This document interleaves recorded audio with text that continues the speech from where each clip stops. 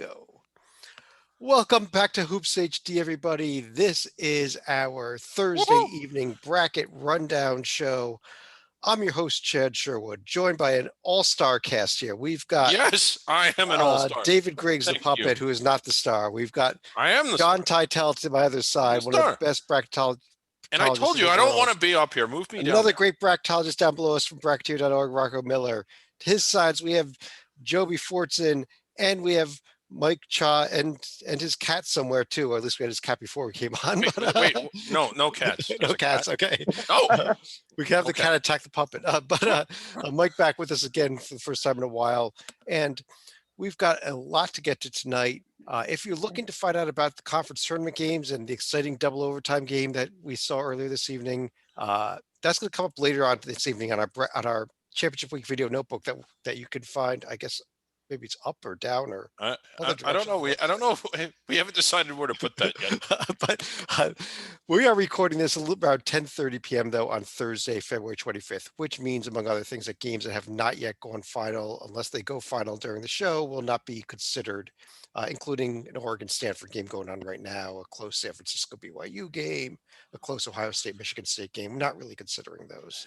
Yeah. Minnesota in trouble as well as we record. But what we are going to do, in very short description of it, is kind of mimic what the selection committee does during the first two of their three steps of the selection process. We are going to choose the 37 at-large teams and simultaneously, although they do it in separate steps, rank them one through the end of the at-large field.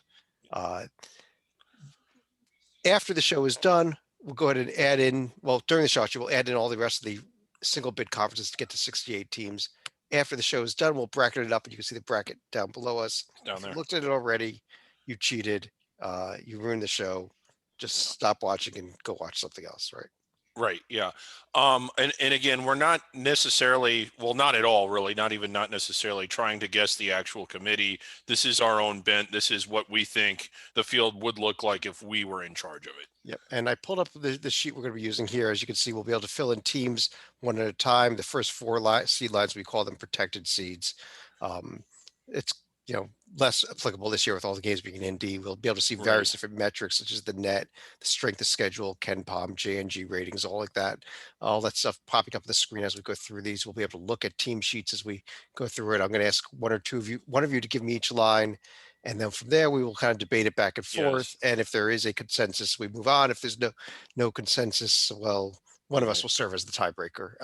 Chad, real quick, 30 seconds, just you. A bit of news came out today. I was about to get there, David. Yes, okay. Thank you. All right. Yeah. The NCAA came out with a bit of news saying, I think it is important to note this, that because of everything going on with COVID, if a team withdraws from the tournament consideration before the field is announced, I think at least before like 11 a.m. on selection Sunday, obviously the committee won't put them in. If they're an at-large team, they just won't be in. If they're an automatic bid winner, each conference has a rule for who its next up automatic qualifier would be beyond the conference tournament champion. So that would become the automatic bid winner for that conference. If a team has to withdraw in the 48 hours between selection Sunday and Tuesday night at 6 p.m., then there will be a replacement team. If it is from a single bid conference, it will be whoever that conference designates as its next up for the automatic qualifier. And that team will just take the other team's spot in the bracket. There will not be any reshuffling or reseeding or anything like that. If, however, the team is a team from a multi-bid conference, even if it's the automatic qualifier, but if it's a team from a conference with more than one bid on it, NCAA instead in that team spot will put in order one of the number one team that missed out the field up to the top four teams that missed the field. So in that 48-hour window, the bracket could actually change, and we could end up with a team that is just out of the field tonight, for example, being on the 1 seed line if a 1 seed has to withdraw from the tournament. Yeah. That's the way it would work. Did I get that right, David? You got it exactly right. And is that ideal? No. I don't know. But what else can you do? The structure of the tournament is that you just can't reseed the whole thing. It's just not practical. Right. You can't reseed the whole thing. And then, of course, if it's after that 48-hour period, so if it's Wednesday, Thursday, whatever, a team has to withdraw from the tournament, their game will become a forfeit, and Yeah. whoever their opponent was will advance. So we could see 3 16 seeds advance past the first round because 3 1 seeds go down. Yeah. And I will say this, there is something they could have done that would have been quick, is because everybody's in the same location. Now we have to deal with conference rules, but they could have set it up where you had basically where it's not ridiculous, where everybody's gonna say, well, Duke might get their number 1 seed anyway, it's the last team out. They could have done it where that team slides into any spot in the 9 through 12, and 9 through 12 slides up to a 5 through 8, and a designated 5 through 8, basically the highest on each run, gets to punt up. It's only 3 teams you're dealing with, but you don't have the ridiculousness of a Duke, being a number 1 seed, or a Michigan State, or et cetera. Yeah.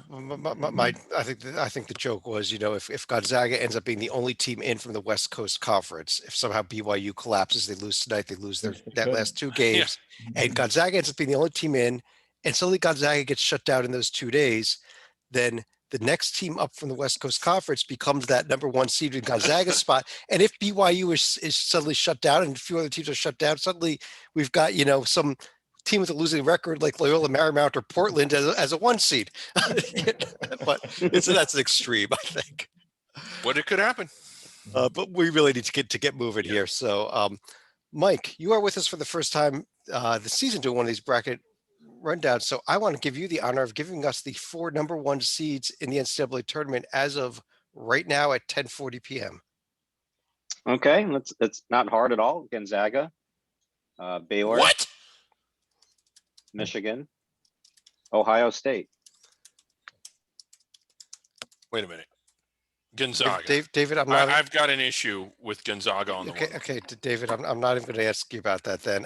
Rocco, do you think there's any argument that these are not the 4 teams that are in this order? No argument from me. How about you, John? No veto. Keep it going. Okay. I mean, I think I personally agree that this is very clear right now in this order. I don't think there's much debate that we could really have on this. So, Mike, how about that? Everyone loved your 1 line. Joby, why don't you give me the 2 line then? All right. Yeah, I'm sure there's going to be more controversy here, but because of the nature of the beast, this one goes out to Shannon, who is a fan of the JNG and is from West Virginia. West Virginia, thanks to Illinois' loss, gets the 5 spot, but Illinois doesn't fall that far. Illinois in the 6 spot. Villanova in the 7 spot, and the Tide, despite, it was a ranked Arkansas team. It wasn't, and it was tight until about, 8 minutes to go, 5 minutes to go. Alabama is the last one, but there are other contenders, especially out of the Big 12. I'll tell you what, John, let me go back to you. Do you like Joby's 2 seeds here?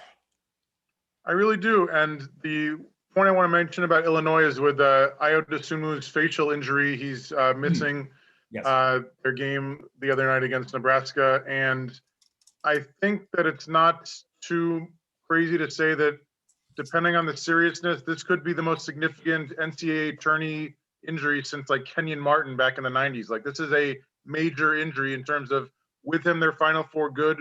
Without him, they're really not. Well, it's a broken nose. I would assume that we're going to see him back pretty soon with one of those face masks on, wouldn't we? That seems to be, a broken nose, in my experience at least, has not been something that knocks you out for more than maybe a game or 2. Yeah, it's not like Kenyon Martin broke his leg and there was just no way to play. I'm not going to say it's not going to affect him. It's certainly not comfortable playing with a broken nose. And it could cut down your visibility if you're wearing one of those masks. Yeah. Like that, And so I don't want to say it's a complete non-factor, but I do expect him to return. It's not like he broke his hand or his leg or something like that. It's his nose. And no one likes getting their nose broken. It is a miserable experience.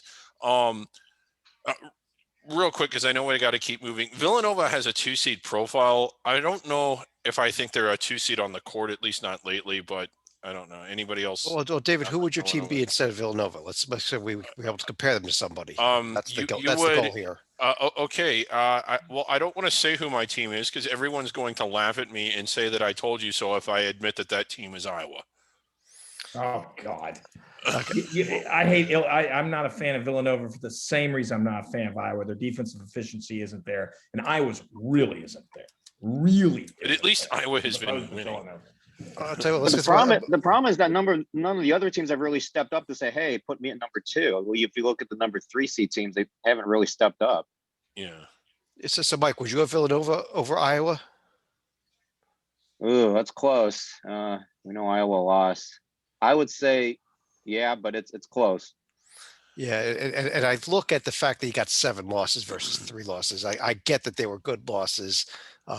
Putting aside the argument that nobody in the Big Ten has beaten anybody of note in non-conference play all season, which is something we really don't want to get into because we spent about an hour on that. But yeah, that's a Hoops HD report. But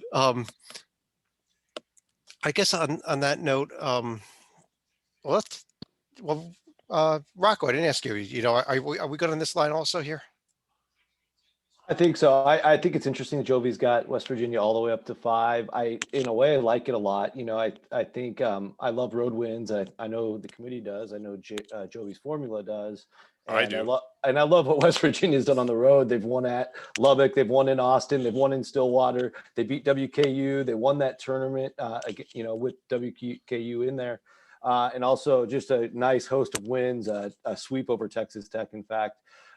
So I'm more and more impressed. If you look at wins against the field, which the committee does, West Virginia is right there with Illinois. They both got 7. Iowa also has 7, which is, I think, keeping them in the conversation. So I don't know if I go all the way up to 5, but I think they belong on the 2 now that Iowa got blown out today. Yeah, especially with that Iowa loss today, David. I'm not that certain how you have them in there. Maybe you made your field before they lost the game. I'll give you credit for that. But go over to honestly, John. To John, you have to watch both halves and then just ignore the second half. Okay, John. Let me go to you for the 3 line. I think we got to get Iowa in here. No shame in losing at Michigan. I think we got to get Houston in their big non-conference win today, and kudos to them for making it happen. We need to get Joby some ACC love, so let's get the Seminoles in here. And then as far as a 4th one, I think Kansas and Oklahoma are a coin flip. I'll go with Oklahoma only because they were really good most of the season and have struggled a little bit recently. But Kansas certainly has a profile that's getting better every single week. Yeah, Kansas, a team that was on the verge of dropping down to maybe wearing a dark jersey in the first round at one point just a few weeks ago. But Joby, this Kansas team flying up the seed list. Do you agree with John that they're not quite a 3 seed yet, though? I would have them as a 3 seed, and it wouldn't be Oklahoma. I remember I said take a Big 12 team, when we were discussing Nova and Alabama. Kansas and Oklahoma were both on there. Houston, the win against Western Kentucky tonight actually is the strongest argument John has for Houston, because Houston has done some really dumb things, and including losing their lead in the American. They're no longer the regular season leader in the American, which is a deal when you're Houston and you don't have a lot of opportunities. You need to get every little chit for the committee you can, and losing that might cost them against a team like Kansas and Oklahoma. Yeah, David, Western Kentucky, though, believe it or not, they are 76 in the net heading into today, which means that only counts as a tier 3 win. You got to search for that Western Kentucky win on this Houston profile. Yeah, the committee will know. The committee will know it, but it's like at the first glance. I mean, Central Florida stinks. I mean, though they did beat a 3 seed that we all agree on. But right. David, would you be with Joby to take Kansas over Houston? No, I have Houston just ahead of them, but it is close. And when I mean just ahead of them, I had them like one right behind the other. I like the other teams on this line. Another team that I would still throw up there, and I know that they're having their issues right now, but I still love the Longhorns. I think it's a little early for Texas. Maybe just a line early, but I had them in the mix with the teams we're talking about, is what I was saying. I'll tell you what. I mean, I think that we're looking at John's line saying the same, and I want to go to Rocco for the 4 line as we're flying through the top. I don't think we're going to move quite as quick as we get to the middle of the bottom, but I wouldn't be the least bit surprised if Kansas surpassed Houston eventually. Probably not. I'd agree with that definitely, Mike, because they're going to have more opportunities here. I mean, Kansas remaining schedule. They're playing Baylor. They're playing Baylor on Saturday, right? They're playing Baylor on Saturday, and I thought they would schedule 2 more games for them for next week as well. We've got Oklahoma in. No, they're done. Oh, they are done. They're done. They're done, and then they just scheduled UTEP on Friday next week. Okay, so they get a game against UTEP. That's a powerful resume. Yeah, I don't know if they move the needle. Rock, maybe they'll find the same fate North Carolina did. Rocco, why don't you go ahead and give me the 4 line then? Sure. I got Texas next, and then Kansas. That's what I'm talking about. And then Kansas. Yeah. Then things get really muddy for me, honestly. So I'm interested to hear the debate, but I do still mainly because the committee really liked them at the bracket reveal. I have Tennessee in the 15 spot, and then I have Creighton at 16. Oh, let's go to a few other people first. Mike, let me start with you. What do you think about this, especially the Tennessee and Creighton being here as 4 seeds? Did we lose your mic? Also mention, hey Chad, I should mention that USC is getting pounded, and that's part of the reason why they're not included. Yeah. USC down 12 late as we record this. Sorry, but Mike, go ahead. Anyway. Yeah. Another team I would consider is Virginia, but it's kind of, like I said, it gets muddled. I would not consider Virginia. You would not consider Virginia. No. John, what about you? Would you consider? Do you think Rock actually got it right with Tennessee and Creighton then? Tough to like this Tennessee team, and I would like them more than most have this season, but they just seem to be going in the wrong direction at the wrong time. I think we can at least discuss or put Arkansas under consideration just because a great win the other night on national TV, and they're really just talk about Kansas skyrocketing. Arkansas is right with them, I think.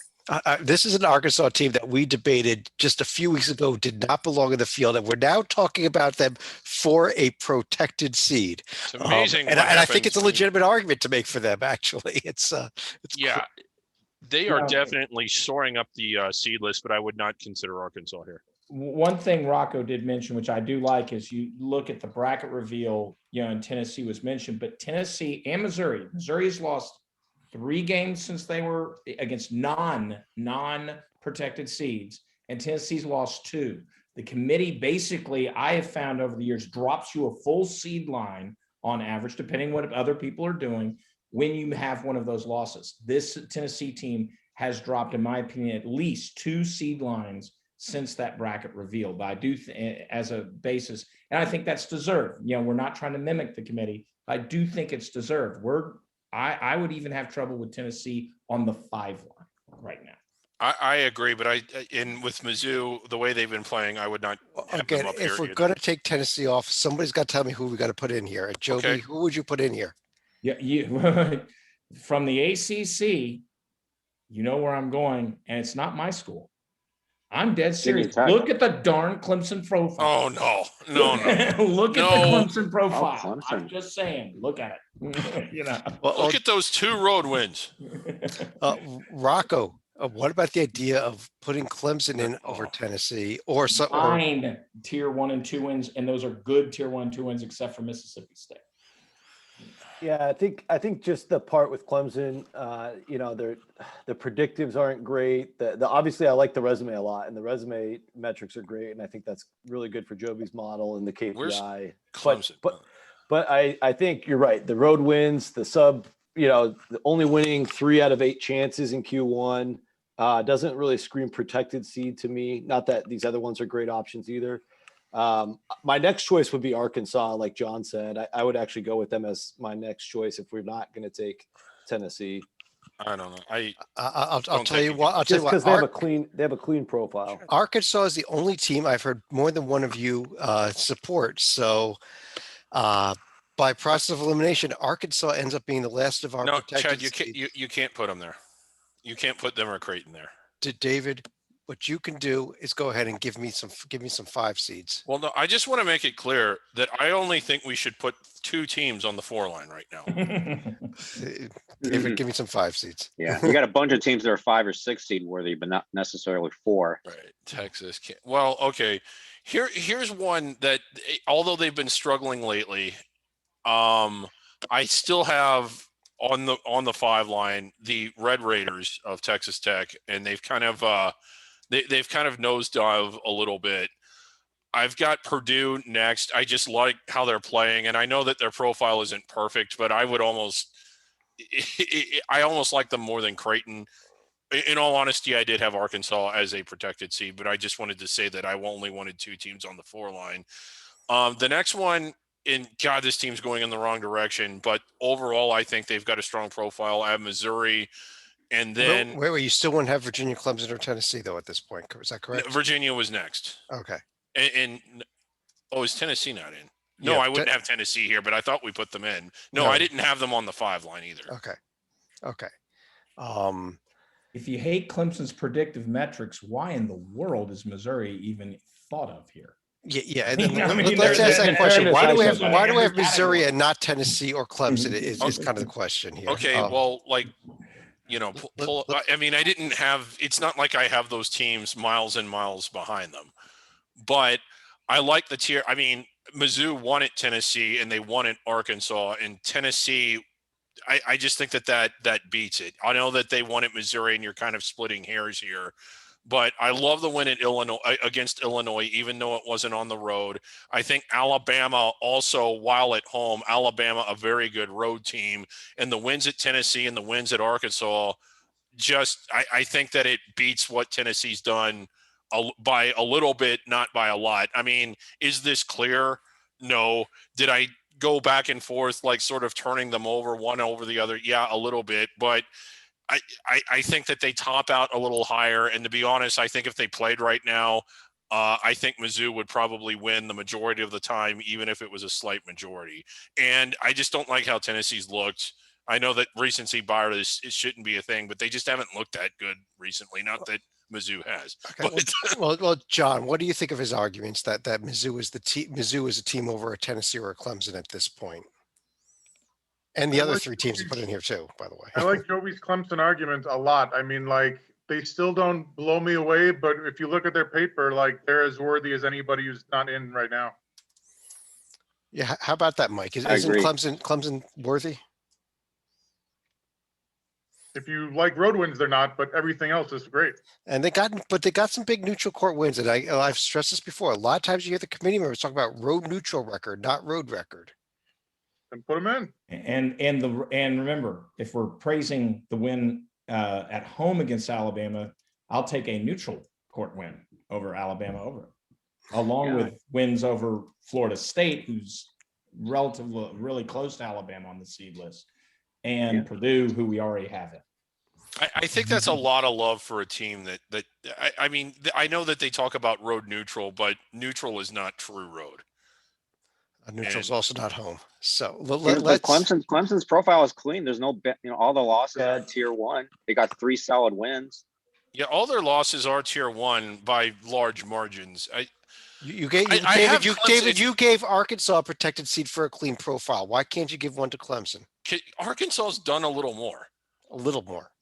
Not a lot more, a little more. Chad, 4 versus a 5. Sorry, go ahead. Yeah, I just wanted to throw in there.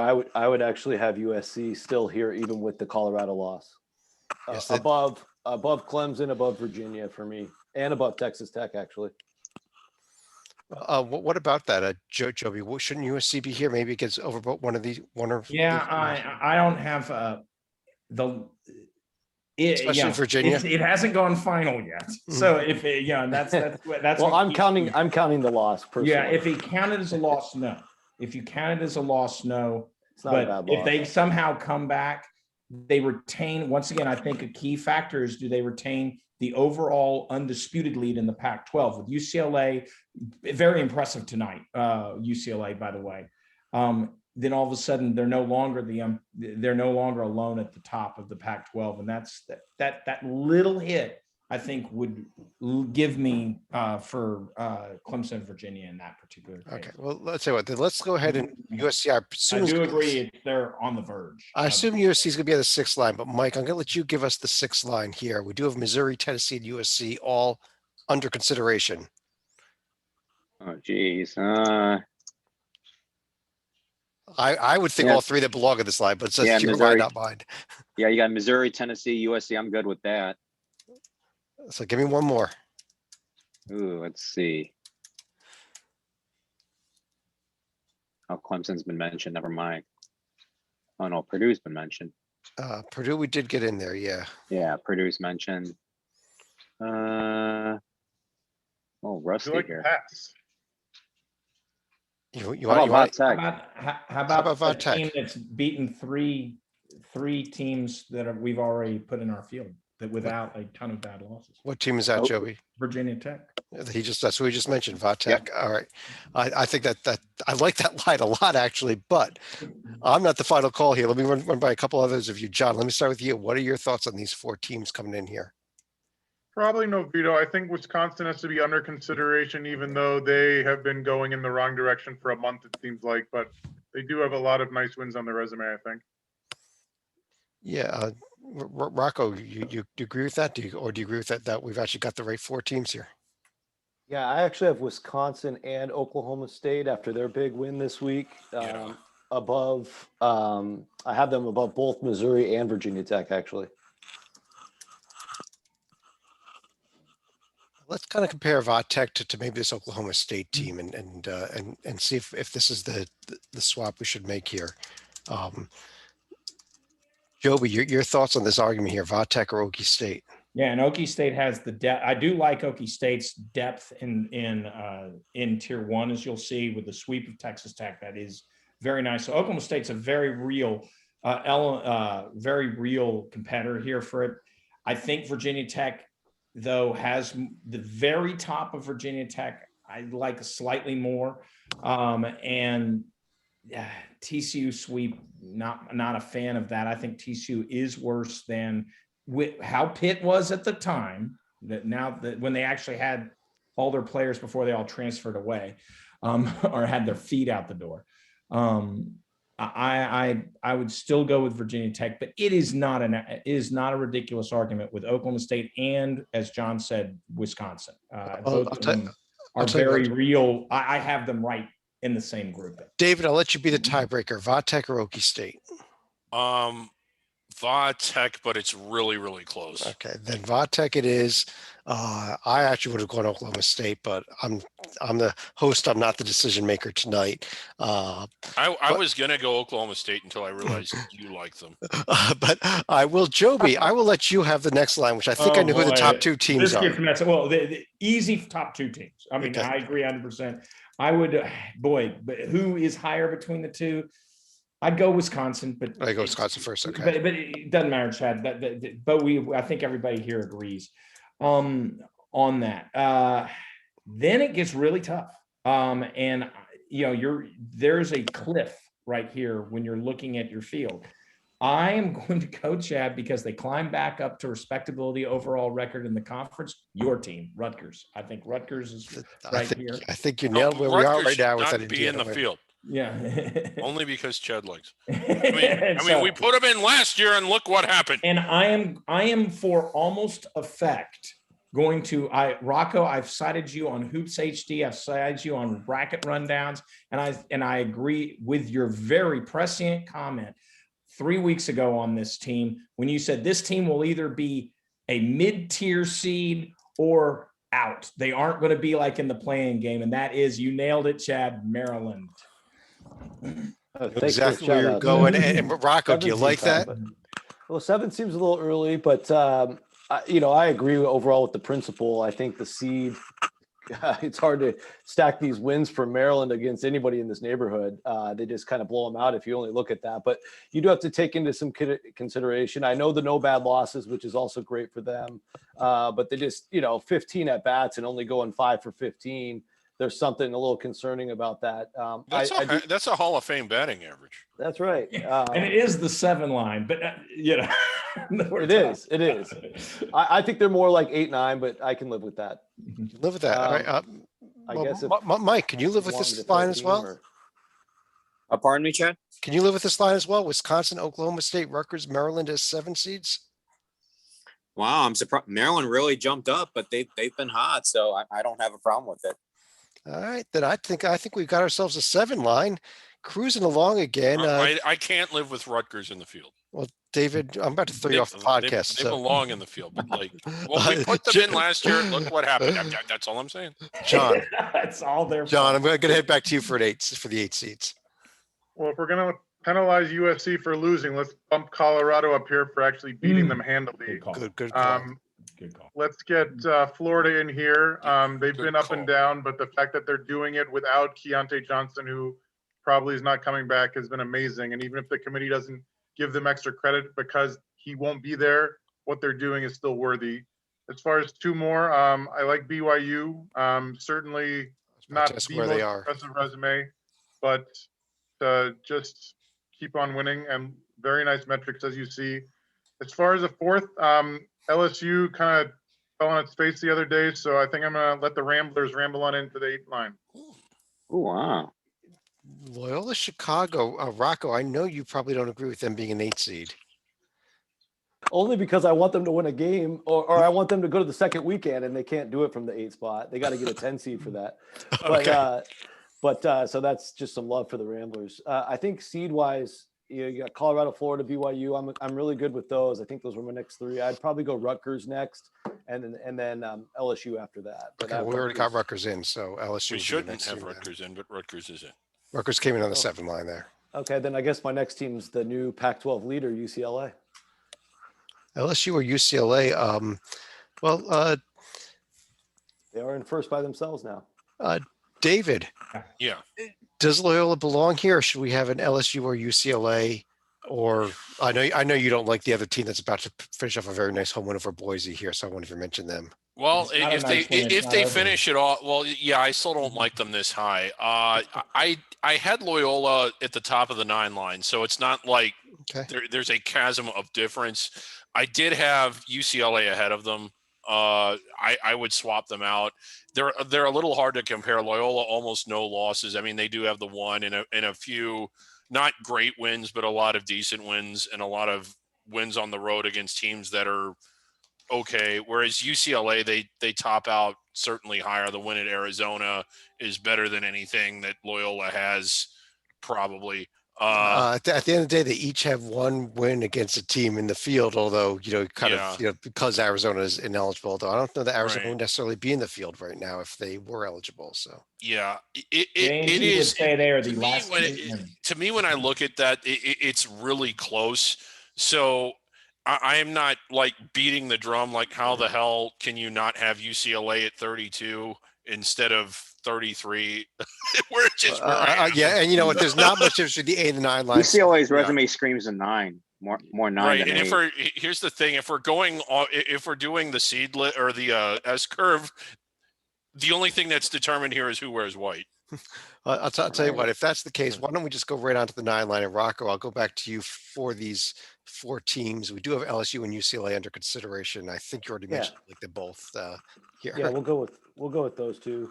You know, like's a strong word in this part of the bracket. Yeah, there's just as much bad as good. But I will say, God, this is ugly. Oregon just won on the road. Let's go with Oregon. That helps them a lot. Yeah. Oh God, I have Oregon nowhere near here.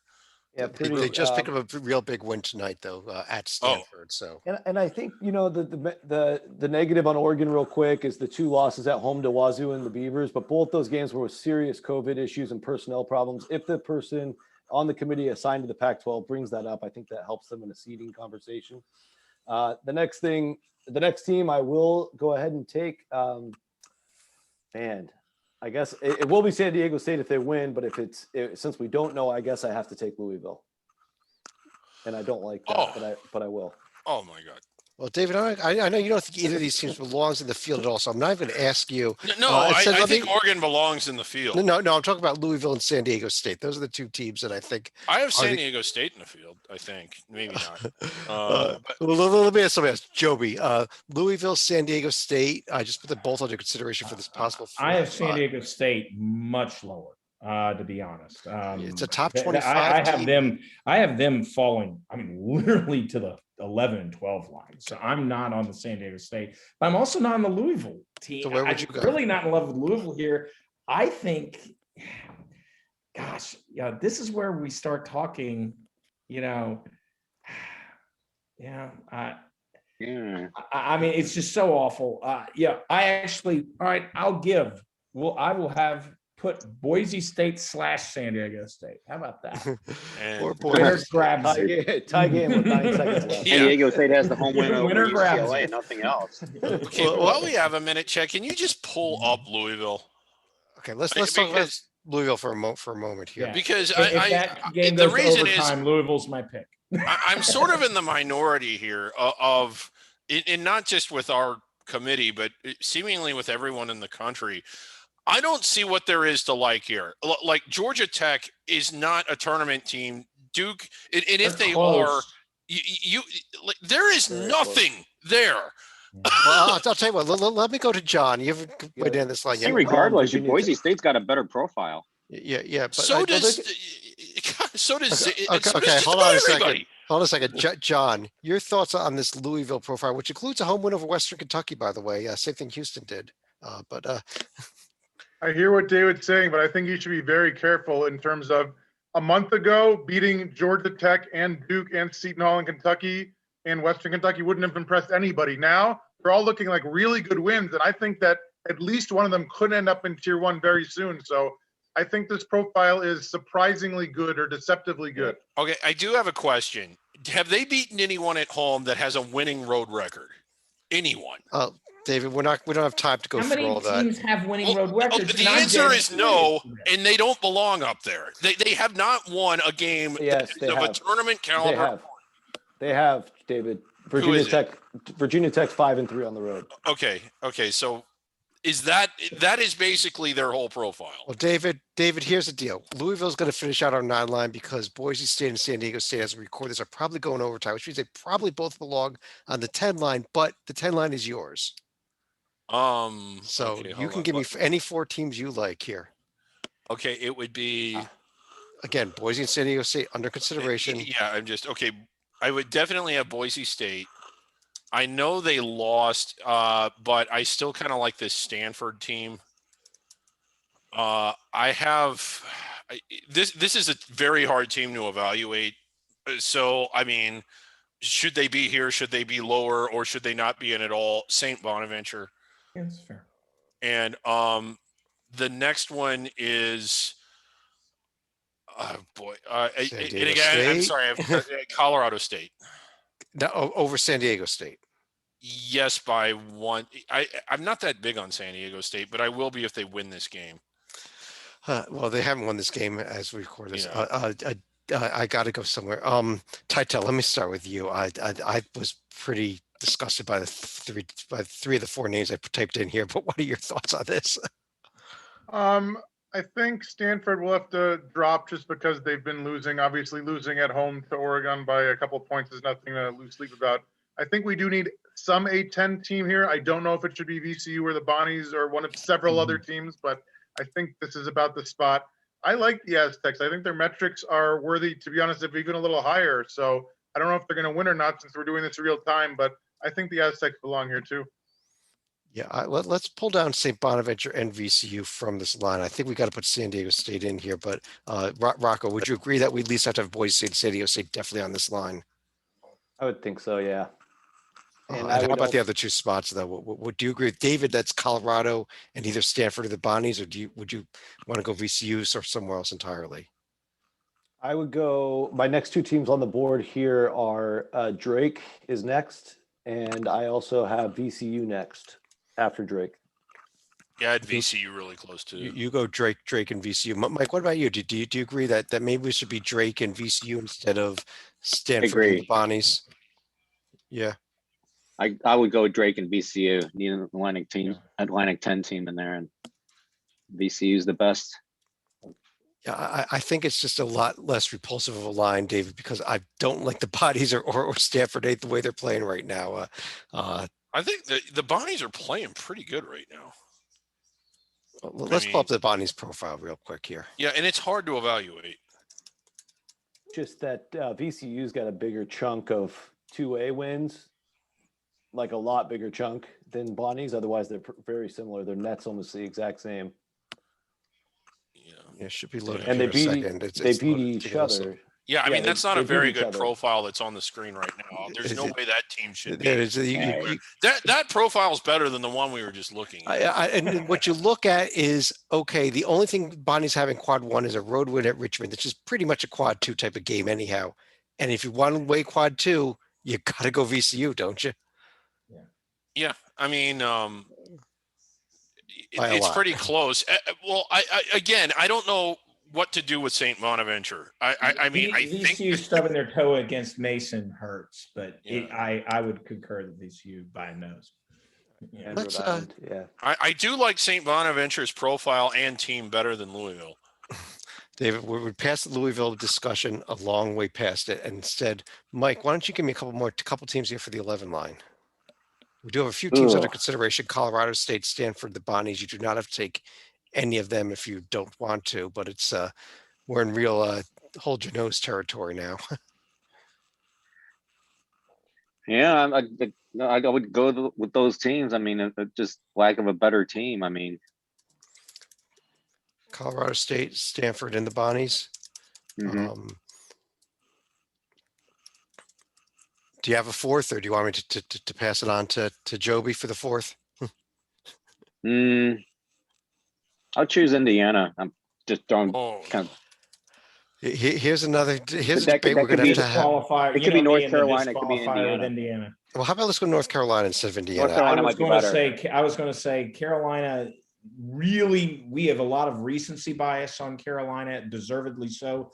But at least they were trying to do the right thing by playing a Power 5 or Power 6 with a Big East team, to fill a gap as opposed to sit out for a week. Yes, I had Carolina in the 8-9 game before last night. I think dropping them to the 11 line, not the first 4, is the appropriate place for them.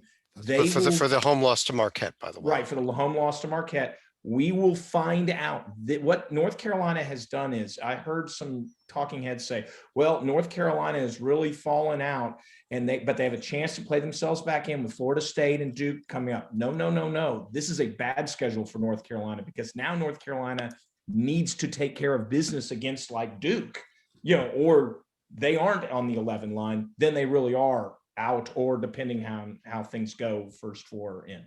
Yeah, Rocco, I just pulled up Indiana on the left there. Great sweep of Iowa, but now 12-11 overall, and the losses are piling up. Yeah. And Stanford on the right there. Scratch Indiana. Yeah. And notice Carolina did beat Stanford, just as a note, if we come down to that debate. I don't think we will. You may have noticed that Carolina just did edge out Louisville. David, I asked Rocco, not you. I've got both of these teams out right now. So okay. Well, I'll tell you really what. Interested in either one. I kind of let's if we pull Stanford back off here as well. Is there who else would you have in this line besides Colorado State and North Carolina and maybe the Bonnies? Yeah, those are a good 3. Okay. Next, I would just this is hold your nose time because the bubble's been blown up this week. I guess you got to go Uconn next. It's not a bad pick. John, do you like Uconn in the field? With a healthy book night, I do, because they are night and day without him. But I'm telling you, if you want to get ahead of the curve, put the Sparty in. Exactly. Thank you, John. They're up 1 on Ohio State right now. With wins over Illinois and Indiana and Penn State and Rutgers and Duke. I mean, this resume is starting to look very nice. It's looking better than Louisville's. I'll tell you what, let's take a quick look here at a pair of profiles, actually, both Michigan State and Duke, that are fast rising. And Joby, you're up next for at least give me 2 teams as we head to the 12 line. Michigan. Well, do you think one or both are these 2 teams available? Because they were the 2 I was thinking of, especially if Michigan State closes this thing out. It's 13 seconds. They're up 1 on what I have. Yeah.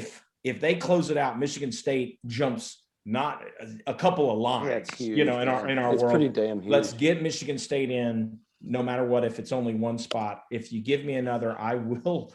I can't believe I'm saying it. I really would go with the other blue blood, the team Michigan State beat, and that's Duke. I mean, it's crazy. I didn't think I'd ever be saying this team's name this year, but yeah. Well, that gives us right there. Those are 2 teams with among the longest tournament streaks, and they've risen up, especially Michigan State. Yeah, I mean, really, if you add in the way Kansas has been rising, also these are three blue bloods that have been quick. They've been rising late in the season. All three of them. Kentucky fell a little too far behind to join the Kentucky's been crowd. rising, but they're just too. They're not going to let a team 5 games under 500. And if Indiana is a blue blood, they've been doing the opposite. So, but let's. John, how about a couple more teams here? We have 2 at-large bid spots remaining in the field. Do you want to give me your thoughts on who the last 2 should be? I cannot go with Minnesota since they just lost. To Northwestern at home. Yeah, very bad. We've already got the 2 A10 teams. I think we have to start looking outside the perennial powers. I could make an argument for Indiana, but it's not the strongest one. I think I would have to go with like a smaller team, a la like a Winthrop, or sadly not a Belmont, maybe a Western Kentucky. I mean, if we could put Western Kentucky and Winthrop in here, I think they both belong in the 12 line anyhow. The problem is it doesn't actually finish out our field because they would both come in as automatic qualifiers from the Conference USA and from the Big South there. If that's the case, Rocco, you'd be up next to give me the last 2 teams. There's one that's I'm struggling. I'm struggling, but I guess it's we already have Michigan State in. I don't have Duke in yet. I have teams above Duke. I would have Seton Hall above Duke. I would also have maybe Xavier ahead Duke. I got to look at them closer, but I actually have Georgia Tech above Duke too. Because they've just done more on the road. Duke hasn't done much on the road. I think there's a team that we're missing badly. Okay, David, who are we missing badly? Wichita State. Yes. They're the auto bid, right?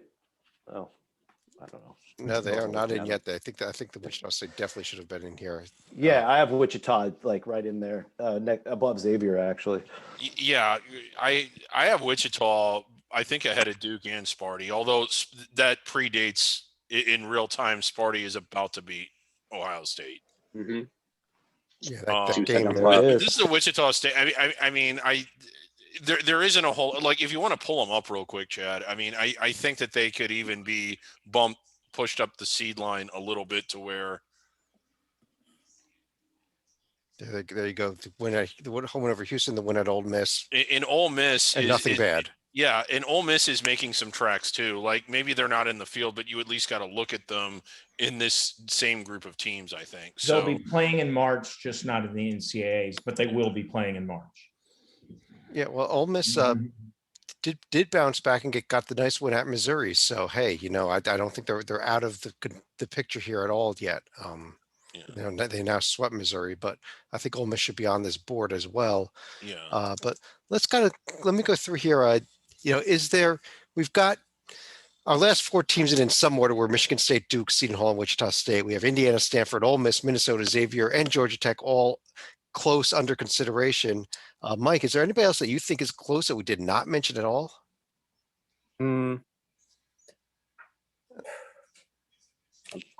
I've got audio issues here, so maybe pass the buck to somebody else. Okay, let me pass on to Joby. How about you? Is there anybody that we have not mentioned? I wouldn't have them in our field right now, but as far as a mention, one of those A10 teams, Richmond's roaming around. If Richmond were to get a little run by beating the Bonnies and VCU and the conglomeration of Dayton, St. Louis, in the tournament, et cetera, I think Richmond would get a serious look as a runner up in the A10 tournament. By the way, Michigan State did in fact win that game, so I think we're absolutely right by having them in this field. They just knocked off Ohio State.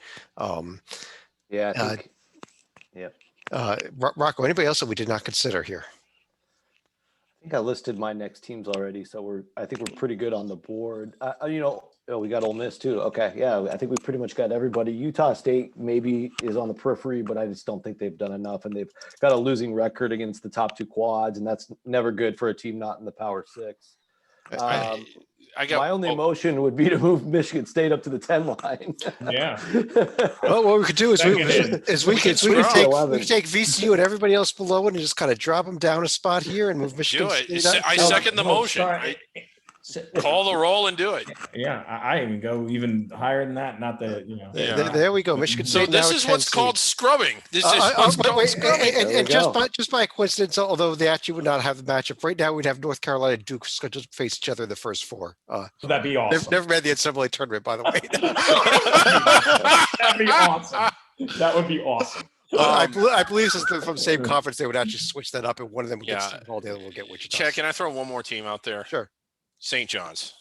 Okay. Do we have to? Can we? You throw them out as in throw them away, or as in like keep them on that list of teams that we're looking. I mean, if we're gonna have Xavier up there, I think you got to at least have the Johnnies too. Okay, Johnny's heading in the wrong direction. Yes. Also, John. Anybody else? And when I look at that list of 9, I'm like, wow, I bet all those teams are better than Louisville. John, anybody else that we missed? Negative. Okay, I'll tell you what I'm going to do here is go ahead and pull up the rest of the field. This is going to be teams 51 through 68, beginning with Belmont off of their loss tonight. I think they were on the 12 line. I think tonight's loss. I know that they were not at full strength, but they got blown out by Eastern Kentucky tonight. Winthrop still only has one loss. I think Winthrop is the 12. I think right now Belmont's the 13. Gaucho's also there in the 13 line, a very good team. Toledo, Furman, Liberty, all the way down to Norfolk State. Shout out Under the Radar, Chad. So last night we recorded Under the Radar podcast. Get a lot more information about these teams. You go back and listen to that, or start watching our video notebooks that we're going to be doing. And you don't have a top 20 team in the net that's in first place in their conference. I'm just shocked at you, Chad. That the toothpaste. No, I went with Navy. I went with Navy, who beat Georgetown over Colgate. I think Navy's a better team than Colgate.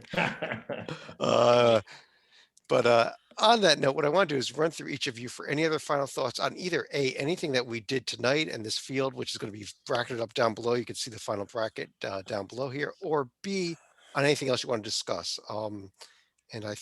Mike, are you still with us? I think we may have lost Mike there for a second. We get him back, but Rocco, why don't I start with you then? Yeah, I mean, why do the college basketball gods have to do this to us on Thursdays? It's some of these other nights are very slow. There's lots of time to process information. There's not a million things going on. But here we are, 7:00 Pacific time, airing this show while all sorts of chaos is going on. Michigan State just beat Ohio State. Minnesota just lost to Northwestern. Boise and San Diego State are in overtime. Oregon beat Stanford at the Horn, and probably a million other things I didn't list. Plus we have championship week. So just an awesome time of year. This was obviously, hopefully, if people have been watching, the most difficult board we've had to build, just at least in the order of seeding, because just in the last couple of days, we've seen an extraordinary amount of crazy results that didn't follow the order, tons of upsets. So it's not even March, but this has been a heck of a precursor to it. And looking forward to the next time we do it. Right. Joby. I'm seeing actually, and I'll follow on Rocco's comments on the toughness of the board, but what I'm seeing is it's because it's getting more serious. The board, as you noticed, our 1 seed line was not much debate. 2 wasn't much. 3 had a little. 4 didn't really, but it got harder as you went along dramatically. And then by the very end, we are finally getting to the point that I don't know if our viewers knew this, that North Carolina and Duke are 8 miles apart and they have never met in the NCAA tournament. They might have a chance in the first 4 if Georgia Tech joins the first 4 with them. You're right. If there are 3, if Georgia Tech is in that first 4, you're going to have an all ACC first 4 battle. Why not Carolina versus Duke? Absolutely. Duke actually has to play them both next week. Mike, are you back? You have any other final thoughts? I agree. I mean, Joey made a lot of good points. I mean, like number 1 seeds, it's pretty cut and dry. I feel like, there's a sizable gap among the 4 number 1 seeds. But then once you get starting to get to really to the 4 line, then it's like it really gets muddled. Like you can make a case for a 5 seed to be in the 4 and vice versa. So, but what really stands out is like a Michigan State just, out of nowhere, it's like they were all but dead. We had to administer last rites a couple of weeks ago, but now it's like they've risen just like a skyrocket. It's amazing, and by the way, Indiana and Minnesota they've fallen off, and Philly, Michigan State is that team from the Big Ten that we had. Yeah, you're right. We'd given up on them. John, how about you? As far as bracket final thoughts, some very entertaining matchups. We could have a 6-11 with VCU and Vaught Tech. For the 7-10, we could have Sparty going against one of many possible Big Ten teams there. As far as a final thought, not on the bracket, if Chad has the screen share ready, Joby alluded to it earlier, but Pitt's, these are two of their former star players, Xavier Johnson and Audis Tony, who were both star players as of last weekend, and now both in the past 72 hours have decided to enter the transfer portal and head elsewhere. And ironically, for Joby's bracket, Pitt has 3 teams left on the regular season schedule, 2 not in the field, NC State and Wake, and of course the regular season finale at, you guessed it, Clemson, which is now going to look like a tier 5 win because of their roster. Tier 5. David, would you like to finish off the show with a discussion about teams other than Louisville? Yeah, and we're going to go right to San Diego State. Really impressive win in overtime tonight against Boise State. I have been a big supporter of this San Diego State team for a while, and I'm just glad that they're on the 10 line. That's where they belong, like I was saying all along.